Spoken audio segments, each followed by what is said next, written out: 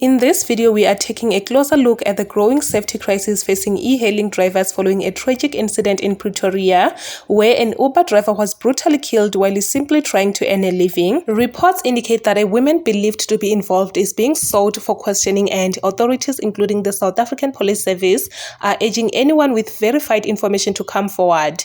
Beyond the shocking details, this case highlights the real dangers many drivers face daily and raises urgent questions about passenger screening, driver protection measures, and overall platform safety. As we discuss this story, let's focus on facts, avoid speculation, and remember that spreading unverified information can harm the investigation.